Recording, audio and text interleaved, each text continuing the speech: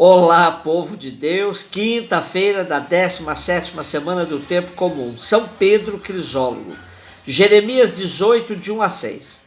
A parábola do oleiro é uma das passagens mais conhecidas e até cantadas do profeta Jeremias. Palavra do Senhor veio a Jeremias dizendo: levanta-te e desce à casa do oleiro, e lá te farei ouvir as minhas palavras.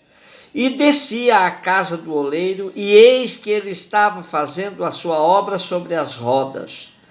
Como o vaso que ele fazia de barro quebrou-se na mão do oleiro, tornou a fazer dele outro vaso, conforme o que pareceu bem aos olhos do oleiro fazer.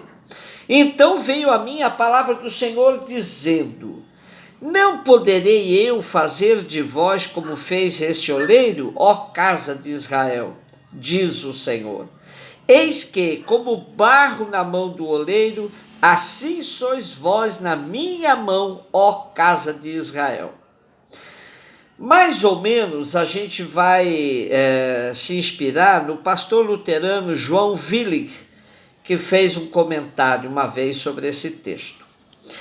Sabe aquela história de querer profundamente voltar atrás, começar tudo de novo, ou buscar uma segunda chance na vida? Ou também aquele sentimento de que errou demais e por isso não há como recomeçar, não há como consertar o que se quebrou? Pois esse é o contexto do profeta Jeremias no trecho de hoje. O povo de Judá e os moradores de Jerusalém novamente desobedeceram a Deus, estão sofrendo as consequências. Jeremias tem a tarefa de ajudar o povo a juntar os cacos e assim possibilitar que algo novo surja. Entretanto, o profeta não consegue ver isso como possa acontecer de fato, porque Jeremias está cansado de ver tanta maldade, corrupção, desobediência, e seu coração está sem esperança. Por isso ele clama a Deus por ajuda, por misericórdia. De fato, Judá está naquela fase em que o vaso se quebrou. Está que é caco só, e vai precisar de uma nova chance.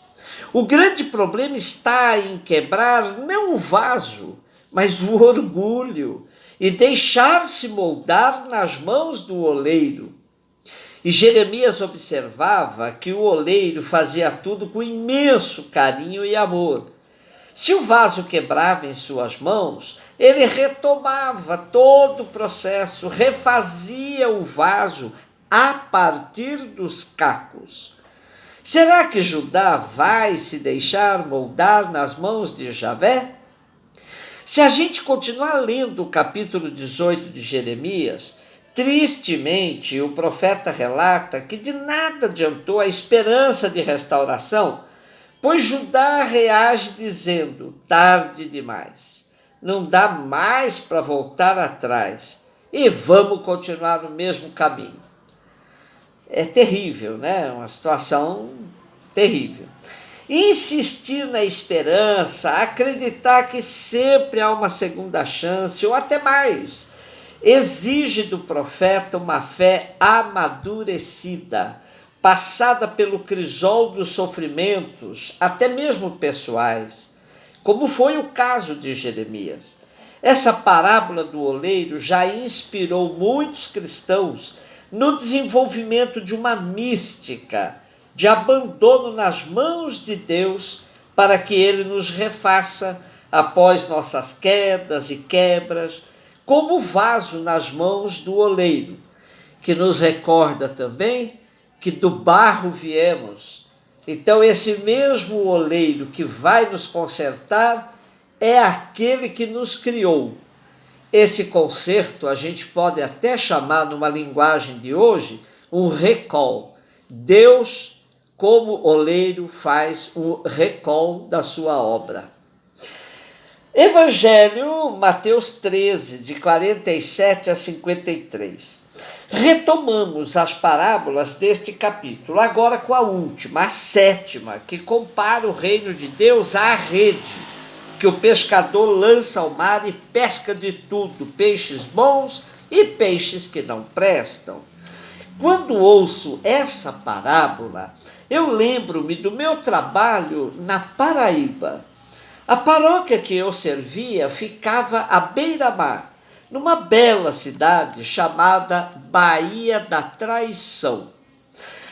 Último município paraibano ao norte, fazendo divisa já com o estado do Rio Grande do Norte. Gostava de ir à tardinha à beira-mar para ver os pescadores que chegavam do dia de labuta. Ainda na praia, eles faziam a seleção do que haviam pescado. O que servia para o comércio, eles guardavam em caixas de isopor com gelo. Tudo mais era disputado por mulheres e crianças que levariam para casa para o próprio consumo, para matar a fome. Destoa um pouco da nossa parábola, pois o que não servia para os pescadores do tempo de Jesus era jogado fora, e foi comparado com os que serão atirados à fornalha ardente do final dos tempos. Na minha experiência, o que era jogado fora servia para matar a fome de muitas famílias. Pois bem, mas tanto na parábola quanto na minha vivência, havia o gesto da separação do que é bom daquilo que não o é. Então, a propósito destas duas visões destoantes da mesma experiência, somos convidados a relermos a parábola numa chave mais dialética, vamos dizer assim, pois isso evita um vício comum à nossa prática de querermos já separar bons e maus e até de maneira precipitada muitas vezes. Na história recente, temos a classificação feita pelo então presidente norte-americano George Bush, que criou a expressão de eixo do mal. E aí ele colocava todos os países que para ele eram hostis aos Estados Unidos, poderiam prejudicar os Estados Unidos. Contra sua ideologia, alguns outros países se reuniram e criaram a expressão eixo do bem e outros ainda eixo da paz. Vejam que essa tentativa histórica de separar quem presta e quem não presta pode ter consequências muito graves. Saddam Hussein perdeu a cabeça por uma dessas, né? O Gaddafi e outros. Não damos conta de separar de maneira tão artificial aqui na história. Nós vamos ter que aprender a conviver com bons e maus. Nada fácil. Jesus, com a sua parábola, insiste que essa metodologia de separar não cabe a nós. Temos que desenvolver tolerância, ou melhor, a busca constante de convivência com o oposto, pois nunca temos uma visão plena, somente levando-se em conta um ponto de vista. Porque, como diz o ditado, um ponto de vista é sempre a vista a partir de um ponto. E como acentua o exegeta Sandro Galassi, a separação cabe aos anjos no fim dos tempos e nós não somos anjos. Ele também nos diz que é bom termos claro que o reino na parábola é comparado à rede, não aos peixes. E que o mar é ambíguo, como o mundo em que vivemos, mas a rede saberá retirar dele os peixes bons também. Hoje celebramos São Pedro Crisólogo. Crisólogo significa das palavras de ouro, pois é exatamente esse o significado do seu sobrenome, dado sabiamente pelo povo e pelo qual ele se tornou conhecido para sempre. Ele nasceu em Imola, uma província de Ravenna, não muito distante de Roma, no ano 380. considerado um dos maiores pregadores da história da igreja. Pedro Crisólogo morreu na sua cidade natal numa data incerta.